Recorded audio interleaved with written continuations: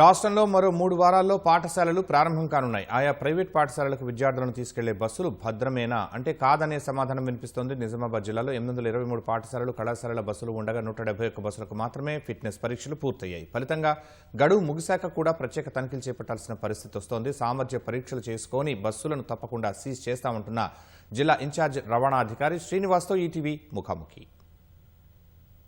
బడి బస్సు భద్రమేనా అనే ప్రశ్నకు ఏలుగా సమాధానం దొరకట్లేదు. అధికారులు ఏటా బస్సులకు సామర్థ్య పరీక్షలు నిర్వహిస్తున్నా యాజమాన్యాలు ఆసక్తి చూపట్లేదు. ప్రస్తుతం నిజామాబాద్ జిల్లాలో పాఠశాల బస్సుల తనిఖీ పరీక్షలు ఎలా జరుగుతున్నాయి, ఇది మాట్లాడేందుకు మనతో పాటు రవాణా అధికారి శ్రీనివాస్ ఉన్నారు. ఆయనతో మాట్లాడే ప్రయత్నం చేద్దాం. సార్ చెప్పండి, నిజామాబాద్ జిల్లా వ్యాప్తంగా పాఠశాల బస్సులకు సంబంధించిన ఫిట్నెస్ పరీక్షలు ఎలా జరుగుతున్నాయి?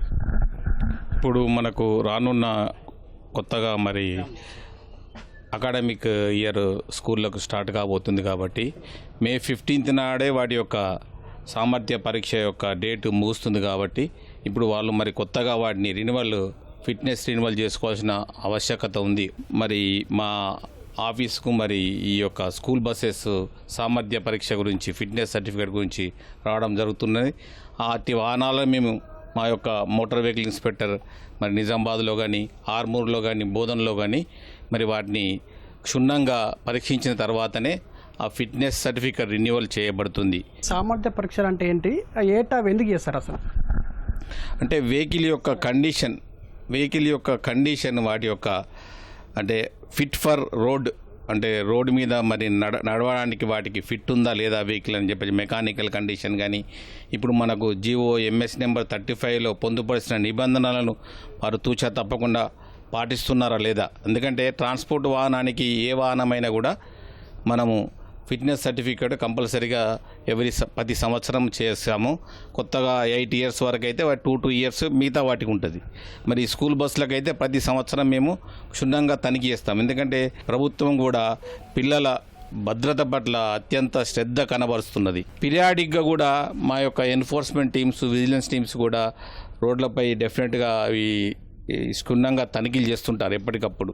తనిఖీలు చేసే సమయంలో ఒక డ్రైవర్ ఉంటున్నాడు, బస్సు తిరిగేటప్పుడేమో ఇంకో డ్రైవర్ ఉంటున్నాడు. అలాంటి ఏమైనా గుర్తించారా లేదా ఇప్పటివరకు?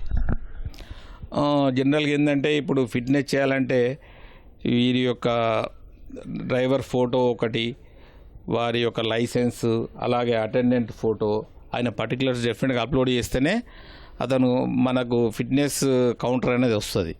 అప్పుడే వాళ్ళు ఫిట్నెస్ రెన్యువల్ చేయడానికి అర్హత సాధిస్తారు. ఆ డ్రైవరు ఒక్కోసారి ఆల్టర్నేట్ డ్రైవర్ ఫోటో కూడా ఒకసారి పెడతారు. ఎందుకంటే కంపల్సరీ ఒక 10 మంది ఉన్న వాళ్ళకు ఒక స్పేర్ వెహికల్ పెట్టుకోమని చెప్పాము. అందుకే డ్రైవర్ కొందరు ఎక్స్ట్రా కూడా నియమించుకుంటే అప్పుడు అతనికి ఆ యొక్క అంటే నిబంధనలలోపు అతనికి లైసెన్స్ ఉండి అతని ఏజ్ కూడా నిబంధనలలోపు ఉంటుంటే దాన్ని అలో చేయొచ్చు. కానీ అది ఎప్పటికీ అది జరగకూడదు. అది జిల్లా వ్యాప్తంగా ఎన్ని పాఠశాలలు అదేవిధంగా కళాశాల బస్సులు ఉన్నాయి, ఇప్పటి వరకు ఎన్ని పరీక్షలు పూర్తి చేస్తుంది? జిల్లాలో చూసుకున్నట్టయితే ఆర్మూర్ ఆఫీస్ కానీ, బోధన కానీ చూసుకున్నట్టయితే మనకు 800-900 మధ్యలో ఉన్నాయి.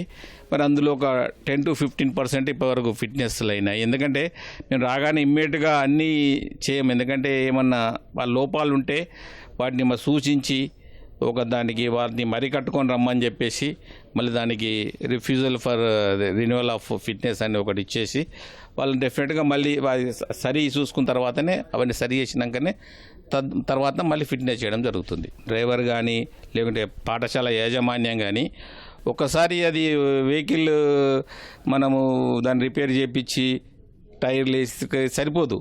ప్రతిరోజు దాని కండిషన్ చెక్ చేస్తుంటేనే అది మనకు రోడ్డుపై బాగా నడవగలుగుతుంది. కాబట్టి వీళ్ళు ఆ మెయింటెనెన్స్ చేస్తున్నారా చేయట్లేదా, అలాగే డ్రైవర్స్ ఎలా నడుపుతున్నారు, మరి ఓవర్లోడింగ్ ఉందా పిల్లలది, అవన్నీ మేము ఎన్ఫోర్స్మెంట్ అనేది కంపల్సరీ అవసరం కూడా. అలాగే ఈ బస్సులకు కూడా ఇంకో స్పెషల్ కాన్సన్ట్రేషన్ మా డిపార్ట్మెంట్ చేసి ఈ యొక్క ఏమన్నా లోపాలు ఉన్నాయా, ఏమన్నా నిబంధనలు వీళ్ళు పాటించట్లేదు అనేది డెఫినెట్గా ఎన్ఫోర్స్మెంట్లో పాయింట్అవుట్ చేస్తే మేము ఆ కేసెస్ కూడా బుక్ చేస్తాం. మొన్న ఆర్మూర్లో ఒక స్కూల్ బస్సు మా విజిలెన్స్ ఇన్స్పెక్టర్ పట్టుకొని రాయడం జరిగింది. దానికి ఆల్మోస్ట్ 70,000-75,000 ఫైన్ కూడా పడ్డది. విద్యార్థుల తల్లిదండ్రులు కూడా ఆటోలలో పంపిస్తున్నారు సార్, అంటే అలాంటి వాటిపై మీరు ఎలాంటి చర్యలు తీసుకుంటారు? ఇప్పుడు ఆటోలు అనేది ఇప్పుడు స్కూల్ పిల్లలను యాక్చువల్గా అది మెంట్ ఫర్ 4, మరి 10th క్లాస్ పిల్లలు అయితే 6 members వరకు తీసుకెళ్ళచ్చు. కానీ ఏమవుతుందంటే ఇప్పుడు పిల్లలు తల్లిదండ్రులు ప్రతిరోజు వాళ్ళ పిల్లలను వాళ్ళ ఇంటి ముందు ఆటో వచ్చి ఆగుతుంది. ఆ ఆటోలో ఎంతమంది పిల్లలు పోతుండ్రో వాళ్ళకి తెలుసు. ఎందుకంటే వాళ్ళు ఫీజు దానికి వచ్చే కిరాయి వాటి 10-20 మంది తీసుకెళ్తే ఒక 400 తీసుకునేది 200 తీసుకుంటారు. కాబట్టి దానికి ఆడ వాళ్ళు కాంప్రమైజ్ అయిపోయి అందులో పంపిస్తున్నారు. ఏదైనా ప్రమాదం జరిగినప్పుడు అధికారులను బ్లేమ్ చేస్తున్నారు. కాబట్టి ఏం చేస్తున్నామంటే వాళ్ళకు అవగాహన సదస్సులు నిర్వహిస్తున్నాం.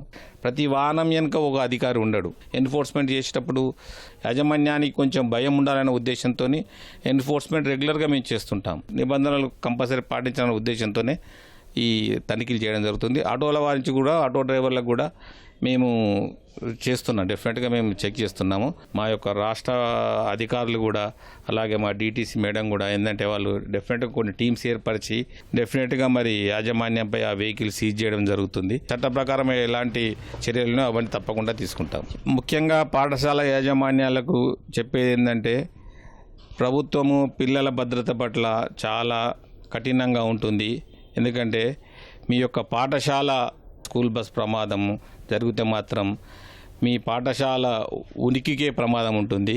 మరి పిల్లలకు మరి ఏమన్నా అయిందంటే ఆ తల్లిదండ్రులు తట్టుకోలేని పరిస్థితి. మరి మనం కూడా పాఠశాల యాజమాన్యం కూడా చాలా పిల్లల భద్రత పట్ల చాలా చర్యలు తీసుకోవాలి. వాళ్ళని ఎప్పటికప్పుడు కౌన్సిలింగ్ చేస్తుండాలి.